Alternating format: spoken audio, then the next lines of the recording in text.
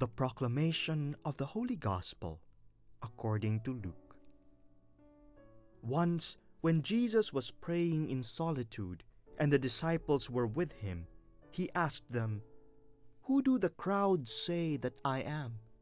They said in reply, "John the Baptist, others Elijah, still others, one of the ancient prophets has arisen."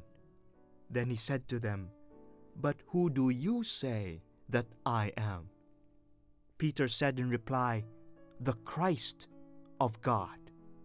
He rebuked them and directed them not to tell this to anyone. He said, "The Son of Man must suffer greatly and be rejected by the elders, the chief priests and the scribes, and be killed, and on the third day be raised." Then he said to all, "If anyone wishes to come after me, he must deny himself and take up his cross daily and follow me. For whoever wishes to save his life will lose it, but whoever loses his life for my sake will save it." The Gospel of the Lord. Our Gospel passage for this Sunday is taken from St. Luke. We have been reflecting on following a crucified Master, Lord, and Teacher. I asked at the beginning of our reflection, is that still fashionable? Now the many idols of our time are far from the crucified. They're the celebrities. But for us Christians, we follow a crucified Lord. In the first reading, the prophet Zechariah presents to us the figure of a person who suffers, not for himself, but for the community. But God does something wonderful. When people, the inhabitants of Jerusalem, look on him whom they have thrust through, the Lord will pour on them a spirit of prayer, mourning, grieving, leading to repentance. That is hopefully one of the paths that we would also take when we follow the crucified Lord. In our hearts, hopefully, would come mourning, grieving for the many people who are suffering also in our time. And then repentance for our individual, personal, and also societal sins. In the second reading, St. Paul tells the Galatians that there is a sacramental expression of our following of the crucified Lord, and that is baptism. In baptism, we participate in the death, the burial of Christ, and also His rising to new life. And so, when we are baptized, we die with Christ, dying with Christ. And one social, communitarian expression of that, according to St. Paul, is that historical, social, cultural barriers that divide humanity will all crumble. If we follow the crucified Lord and we die with Him, all our prejudices, all signs of discrimination must also die. And so we are one in Jesus Christ. What a beautiful fruit of following the crucified Lord. In the Gospel, we have here the familiar story of Jesus asking the disciples, "Who do people say that I am?" And the answers, the first answers were, well, some people think you are John the Baptist, who was already dead by that time. Some say you're Elijah.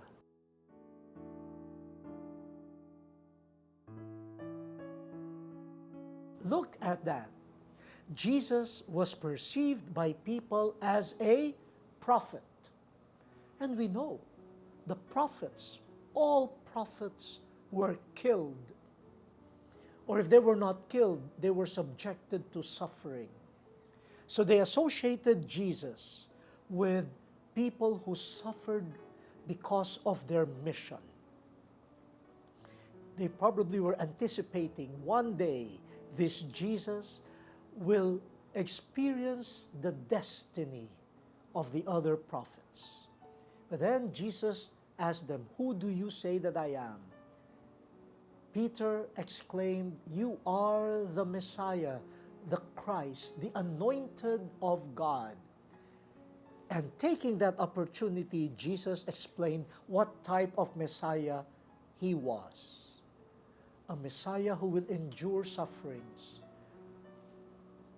who will be ridiculed, who will be condemned to death, but who will rise after 3 days. And with that as the Messiah, he tells them, if you want to follow me, a suffering, crucified Messiah, then you too must deny yourselves. You must take up your cross daily, daily, and then come follow me. And that is the way to save your life. If you preserve your life, you will lose it. But if you lose your life for my sake, for following me, then you will discover true life.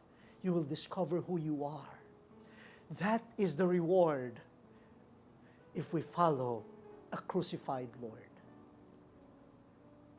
But the path is taking His way. The way of self-denial. Not my will, but your will be done. Taking up your cross because of your love, your mercy and compassion, especially towards the poor and the sinners. You will be ridiculed. You will be persecuted. But you take up that cross.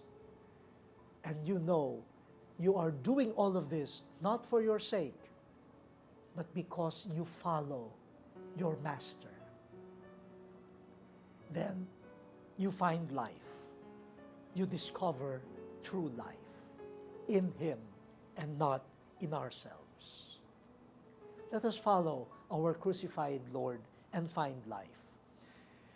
A few weeks ago, I had the opportunity to attend an important summit held in Istanbul, in Turkey. It was sponsored by the United Nations, the World Humanitarian Summit. And there I saw many peoples of different faiths, some non-believers even, who tried to respond to the crisis, the humanitarian crisis that our world is confronted with. Being in Istanbul, I also had the opportunity to meet with the ecumenical patriarch, Bartholomeus, of the Greek Orthodox Church. And I met some of their deacons and the faithful.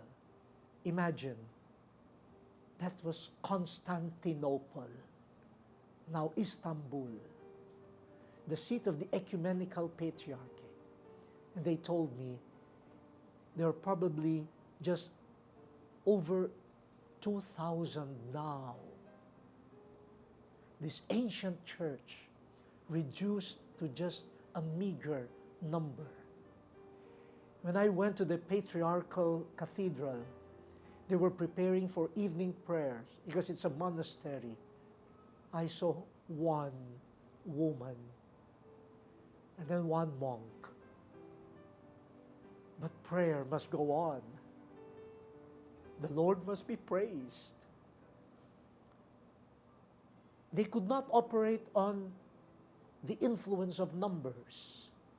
And they knew that their influence on societal life was also waning. It was a painful type of self-denial. It was a painful cross to bear. But you could see serenity, tranquility, prayer. And I know life is experienced by them. True life. Because they are following a crucified Lord. The word has been exposed. Let us now fulfill it.